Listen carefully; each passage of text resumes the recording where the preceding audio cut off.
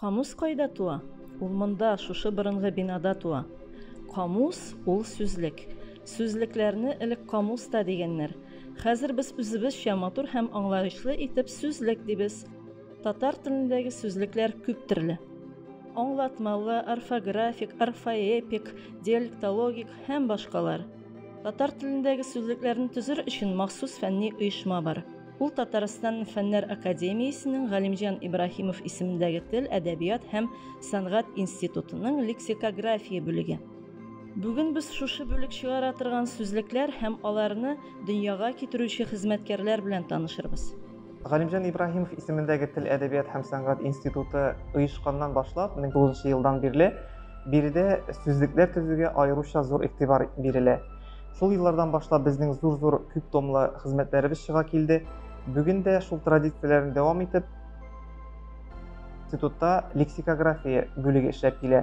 Бу бүлек махсус сүзлекләр төзү белән генә һәм сүзлекләр төзү теориясын өйрәнә. Бүген сезгә шул бүлек төзегән кайбер сүзлекләрне тәкъдим итмәкче булабыз. Соңгы елларда айрым тармак терминологиясына игътибар күп булды.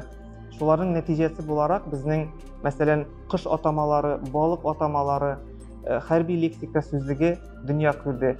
Бу сүзлекләрдә әлеге тармакларга караган терминнар, лексика, шулар белән бәйле сүзләр бер урынга туплап бирелгән.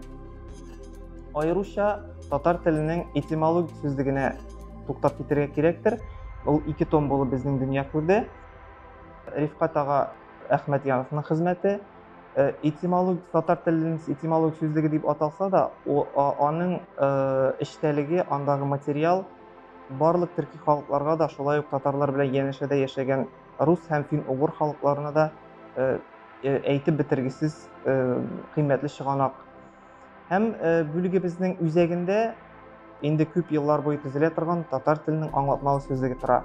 Бүгенге көндә аның менә 5 тома дөнья күрде. Ул 6 томлык булачак. Анда һәр бер томга якынча 11-12 мең сүз кертеләчәк. Татарстан китап нәшриятында бу 6 томлыкның 2нче басмасы да дөнья күрә башлады һәм менә беренче 2 тома хәзер басылды. Быел без 3нче томны басмага бирергә әзерләп торабыз. Бүлегебезне тәшкил иткән хезмәткәрләр монда кайберләре 30 ел, кайберләре 15 ел эшли, шуңа күрә барсының да тәҗрибәсе бик югары. Аңлатмалы сүзлекне гомум кулланышта йөргән сүзләр тәшкил итә дип санала, ләкин без тарихта булган һәм искергән кайбер сүзләрне дә сүзлеккә кертәбез. Гебе ул каймакны майга атлау өчен кулланыла торган тар, тирән агач савыт, кичкенә кисмәк. Һәм фразеологиясе да бар. Гебедән чыккан кебек. Бу инде калын, көчле тавыш турында әйтелә. Менә без төзегән соңгы аңлатмалы сүзлек бүгенге көндә аңлатмалы сүзлекләрнең иң тулысы булып тора. Анда соңгы томында кертеп санасак 80 меңгә якын сүз теркәлергә тиеш берәмлек. Ләкин без аны берәмлек саны белән генә бәяләнми сүзлек. Аның иң әһәмиятлесе телнең барлык байлыгын күрсәтү. Лексик байлыгында аның билгеле булганча аңлатмалы сүзлектә үрнәкләр дә бирелә. Аның телнең матурлыгын, нәфислеген һәр очракта да куллану мөмкинлеген күрсәтә торган сүзлек бу.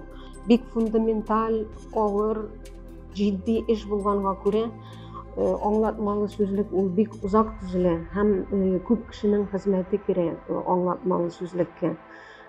Ул һәр телдә дә шулай, татар телендә генә түгел. Шуңа күрә менә ул 30-40 елда бер чыга торган бик җитди хезмәт һәм бу бүгенге көндә татар тел белеменең зур бер казанышы дип әйтергә кирәк һәм бик әһәмиятле сүзлекчеләр өчен генә түгел, барлык татар халкы өчен дә бик әһәмиятле бер күренеш дип уйлыйм. Яңа гына басылып чыккан үсемлек атамаларының татарча-русча аңлатмалы сүзлегендә безнең татар телендә булган 1900дән артык үсемлек исеме туплап бирелде. Бүгенге көнгә кадәр шушы күләмдә бер системага салынган мондый сүзлекләр юк иде әле. Сүзлектә беренче очракта газета журналлардан, аларның интернеттагы вариантларыннан, сайтларыннан алынган мисаллар тупланды һәм әлеге мисалларда кыенлык тудыра торган очракларга игътибар юнәлдерде. Монда сүзләрнең аерым яисә кушылып язу очраклары, сызык аша язылырга тиешме, сызыкча, сызма һәм кушымча ялганудагы һәр төрле вариантлар һәм аларның дөрес вариантлары тәкъдим ителә.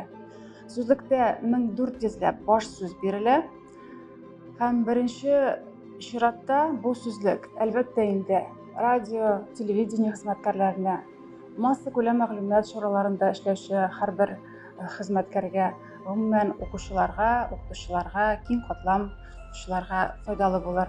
Туган телебезнең чисталыгын, сафлыгын, камиллеген саклыйк. Сүзлекләрне әлегә кадәр сөйләнгән сүз алып барылган сүзлекләрне файдаланып, телебезне үстерү юнәлешендә һәрберебез өлеш кертсәк.